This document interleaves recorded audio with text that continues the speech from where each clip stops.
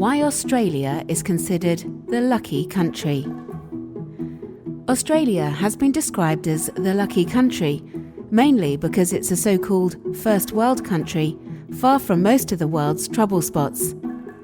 While the country has its problems, most people living in Australia enjoy a reasonable standard of living. Australians literally have a continent to themselves, and for the most part their population lives in temperate areas. Thus it's generally somewhat pleasant weather for most of the year. To add to this, they have amazing beaches, thousands of them, rich mineral wealth, a somewhat liberal government, with great healthcare, decent public schools, roads and public transport.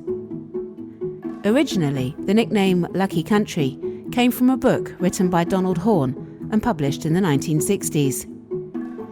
In the book, Horne's thesis was that Australia had done well not because they had fantastic leaders or anything like that, but through sheer good luck.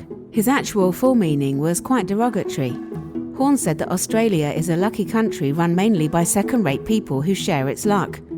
He went on to say that although ordinary Australians are adaptable, most of its leaders lack curiosity about the events that surround them, and that they're often taken by surprise. However, despite its negativity, the shortened form of this quote, the lucky country, is still used in a favourable context, and it's true in many instances.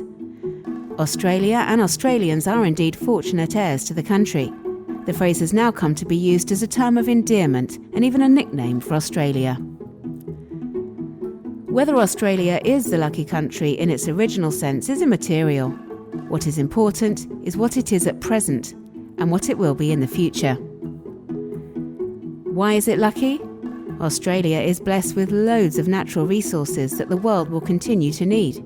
Although the hard commodity boom is slowly entering a downturn, the middle-class Chinese, Indian and other Asian nations' consumers want more and more of the Australian soft commodities, such as beef and lamb, wheat, soy, dairy, etc. There is also a large manufacturing industry in Australia that feeds off the primary industries, and Australians are encouraged to buy Australian-made. They are also leaders in other activities like research and development, and Australian universities are seen as some of the best in the world, attracting international students from Asian countries like China and India. Many international students then decide to stay in Australia if they can find a job and be sponsored. They're happy to stay in this lucky country because, for the most part, Australia is a multicultural, multi-ethnic country that is warm and inclusive.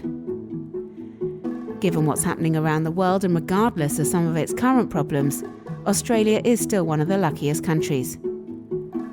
Looking back at its recent history, Australian governments in the 70s and 80s made some prudent decisions that well insulated the Australian economy and thus Australians from most external economic shocks. This resulted in the Australian economy having a record-breaking 26 years of economic growth. One such example is compulsory superannuation payments, which forces Australians to save and invest for their retirement. Another example of the government's financial stability and forward thinking was during the global financial crisis in 2008.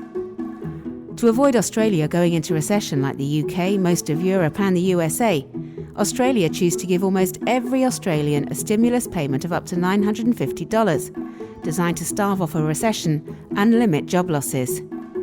As well as being naturally endowed with hard and soft commodities, Australia also has a thriving tourism industry. There are many wonderful beaches and other natural environments, as well as bustling cities like Sydney and Melbourne. Another factor contributing to the luckiness of Australia is its geographical position. Being near the bottom of the world has kept it largely out of harm's way.